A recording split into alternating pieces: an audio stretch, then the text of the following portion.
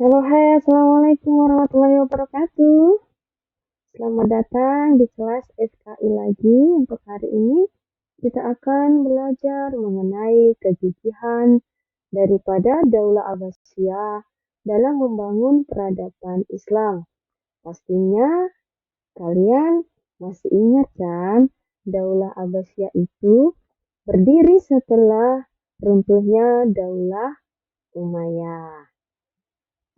Nah, sedangkan untuk asal-usul daripada Daulah Abbasiyah ini, kenapa sih diberi nama Daulah Abbasiyah? Ternyata ada nilai terima kasih dari para anak dan cucu dari Bani Hashim ya. Jadi ini tuh ceritanya, kenapa nama daulahnya diberi dengan nama Daulah Abbasiyah. Jadi untuk penghargaan kepada kakek beliau. Nih, yang menjadikan dasar daripada berdirinya Daulah Abbasiyah dari segi nama. Kemudian selanjutnya,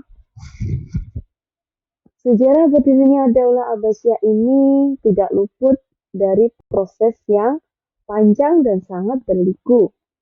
Jadi dari awal dinasti Umayyah digulingkan, Bani Abbas ini sudah memposisikan dirinya untuk melakukan dan menyebarkan propaganda anti pemerintahan Bani Umayyah nih. Jadi belum sempat dinasti Umayyah itu runtuh, itu sudah ada penyebaran propaganda anti pemerintahan Bani Umayyah yang dilakukan oleh para keluarga Bani Hashim. Nah, jadi di sini ceritanya tuh dari Bani Abbas atau Bani Hashim sendiri ini ingin membalas dendam atas kematian daripada Ali bin Abi Thalib dan jatuhnya pemerintahan ke Bani Umayyah. Jadi di sini dipelopori oleh siapa? Kita lihat di sini ada Ali bin Abdullah ya. Ali bin Abdullah ini seorang yang mencetuskan ide pertama kali untuk menyebarkan propaganda anti pemerintahan Bani Umayyah. Jadi beliau itu sangat-sangat ingin sekali mengembalikan pemerintahan itu berada di tangan Bani Hashim lagi. Akan tetapi, di tengah perjalanan melanjutkan untuk cita-citanya ini tercapai, Ali bin Abdullah sudah meninggal. Kemudian perjuangannya dilanjutkan oleh putranya yaitu Muhammad bin Ali. Nah, pada saat Muhammad bin Ali ini ternyata banyak mendapat dukungan. Salah satunya beliau mendapat dukungan dari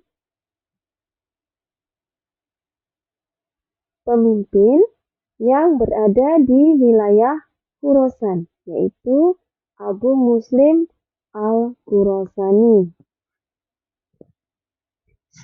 Nah, sebelum kita lanjutkan untuk materi selanjutnya, ya, perlu diingat anak-anak bahwa berdirinya Daulah Abbasiyah ini tidak semata-mata didirikan oleh Ali bin Abdullah maupun Muhammad bin Ali ataupun keturunannya yaitu Ibrahim bin Muhammad. Namun di sini ada satu nama tadi yang Ibu sebutkan, ada Abu Muslim Al-Khurasani, di mana beliau mendukung Ibrahim bin Muhammad dalam melancarkan propaganda anti Bani Umayyah. Namun, ternyata selain daripada 4 tokoh tadi, ada juga nih Abu Abbas Asy-Syafa dan juga Abu Ja'far Al-Mansur. Jadi, kalau kita perhatikan, dua nama di belakang ini menjadi cikal bakal Khalifah Daulah Abbasiyah yang pertama dan yang kedua. Baik, saya lanjutkan. Jadi tadi pada saat Ibrahim bin Muhammad ini sudah mendapatkan dukungan dari Abu Muslim Al-Khurasani, ternyata dari pihak Daulah Umayyah itu sadar diri. Jadi sadar ternyata ada pemberontak yang mau menggulingkan pemerintahannya. Jadi khalifah terakhir dinasti Umayyah yaitu siapa namanya? Marwan bin Muhammad, betul. Ya, Marwan bin Muhammad ini tidak tinggal diam begitu saja. Beliau berusaha untuk menjadikan propaganda ini sebagai lawan politiknya. Akhirnya, di ujung cerita, Ibrahim bin Muhammad ini diculik, kemudian diungsikan serta dibunuh. Nah, dari peristiwa pembunuhan inilah di situ ada Abu Abbas Asy-Syafa dan juga Abu Ja'far Al-Mansur tidak terima, ya, tidak terima kalau Ibrahim bin Muhammad diperlakukan seperti itu. Akhirnya tiga tokoh ini yaitu Abu Muslim Al-Khurasani, Abu Abbas Asy-Syafa, serta Abu Ja'far Al-Mansur melakukan penyerangan terhadap Marwan bin Muhammad. Akhirnya ending cerita dari perlawanan ini, Marwan bin Muhammad sudah tidak bisa melarikan diri lagi. Akhirnya Marwan bin Muhammad wafat. Nah, dari situlah awal dari berdirinya Daulah Abbasiyah secara sah, ya. Selanjutnya, untuk periodisasi daripada kekhalifahan. Nah, ini untuk pemerintahan Daulah Abbasiyah sendiri ini dibagi menjadi 4, yaitu periode Abbasiyah 1, kemudian periodisasi Abbasiyah yang kedua, ketiga, dan keempat. Nah, ini masing-masing memiliki keistimewaannya sendiri-sendiri ya. Di mana pada saat periode pertama lah yang menjadikan Daulah Abbasiyah ini banyak dikenal oleh masyarakat di sekitarnya. Masyarakat di sekitarnya dan juga wilayah-wilayah di sekitar Daulah Abbasiyah. Nah, coba kita lihat ya. Untuk periode yang pertama daripada Daulah Abbasiyah ini didominasi oleh Harun Ar-Rasyid, Abu Ja'far Al-Mansur, kemudian Al-Mahdi, Musa Al-Hadi, kemudian Al-Amin, Al-Ma'mun, serta Al-Mu'tasim Billah dan Al-Wasiq. Jadi pemerintahan pada periode pertama ini diawali oleh Abu Abbas Asy-Syafa, kemudian Abu Ja'far Al-Mansur. Jadi pada awalnya Abu Abbas Asy-Syafa ini sebagai khalifah pertama, ya namanya pionir ya, namanya pionir itu pastinya menginginkan settingan yang bagus dalam pemerintahannya. Namun belum selesai untuk settingan pemerintahan yang bagus, Abu Abbas Asy-Syafa sudah meninggal hingga akhirnya digantikan oleh Abu Ja'far Al-Mansur. Jadi pada khalifah yang kedua ini mulailah di situ terjadi perubahan-perubahan yang membawa kebudayaan tingkat tinggi pada masa Daulah Abbasiyah dan sangat-sangat disegani.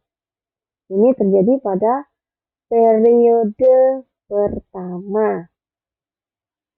Selain daripada Abu Ja'far Al-Mansur, ada nama Harun Ar-Rasyid yang terkenal dengan pendirian Baitul Hikmah dan juga Khalifah Al-Ma'mun yang terkenal dengan munazarahnya ya. Untuk munazarahnya, itu yang paling terkenal di Khalifah Al-Ma'mun. Selanjutnya, periode dinasti Abbasiyah kedua, ketiga, dan keempat ini juga banyak membawa kemajuan. Nah, di sini kita akan melihat faktor-faktor penyebab kemajuan daripada Daulah Abbasiyah ataupun dinasti Abbasiyah. Nah, di sini seperti yang saya jelaskan di awal, yang menyebabkan faktor majunya ada pada dua khalifah. Yang pertama, yaitu ada Abu Abbas Asy-Syafa dan Abu Ja'far Al-Mansur, di mana beliau meletakkan fondasi kepemimpinan yang kuat dan berwibawa, serta mendorong pemerintahan pada masanya dan masa-masa selanjutnya untuk mencapai stabilitas politik dan dalam kehidupan bermasyarakat. Nah, selain daripada faktor yang menyebabkan maju, kita bisa juga lihat di sini ada faktor-faktor kemunduran. Ya, faktor yang menyebabkan kemunduran daripada Daulah Abbasiyah. Yang pertama itu ada kecintaan yang terlebih terhadap kemewahan dunia atau yang sering kita kenal dengan nama istilah hubud dunia. Kemudian ada perebutan kekuasaan antara keluarga Bani Abbasiyah yang terjadi pada Khalifah Al-Ma'mun dan Al-Amin. Selain itu juga maraknya konflik keagamaan. Jadi di sini tadi konflik keagamaan itu didominasi oleh kelompok Sunni Syiah, ya. Sunni dengan Syiah ini bertolak belakang tentang pahamnya dan tidak pernah selesai bahkan sampai sekarang ini, ya. Kemudian adanya ketergantungan tentara, bayaran, dan merosotnya jiwa patriotisme. Jadi karena settingan untuk ketergantungan terhadap tentara ini menyebabkan rasa patriotisme pada Daulah Abbasiyah itu turun. Sedangkan daripada faktor eksternalnya ini hampir sama kondisinya dengan Daulah Umayyah, ya. Yang pertama itu ada banyaknya pemberontakan yang didominasi oleh kekuatan militer bangsa Turki, kemudian bangsa Persia, yang rata-rata mereka menganut aliran Syiah. Jadi ini pertengkaran antara Syiah dan juga Sunni. Oke, baik anak-anak. Jadi dari materi yang Ibu sampaikan tadi ini bisa kita garis bawahi bahwa dinasti Abbasiyah ini sebagai simbol daripada peradaban dunia pada masanya. Dan ini dinisbatkan untuk kakek daripada keluarga Bani Hashim atau Bani Abbas. Nah, selain daripada itu, kita pastinya lebih mengerti siapa sih tokoh-tokoh yang berperan dalam mendirikan dinasti Abbasiyah. Selain daripada Ali bin Abdullah, Muhammad bin Ali, Ibrahim bin Muhammad, Abu Abbas Asy-Syafa, Abu Ja'far Al-Mansur, dan juga ada Abu Muslim Al-Khurasani. Baik, sepertinya sudah cukup untuk materi dari Ibu mengenai peradaban dan juga kemajuan serta kemunduran pada dinasti Abbasiyah ini. Terima kasih telah menyaksikan presentasi dari Ibu. Wassalamualaikum warahmatullahi wabarakatuh.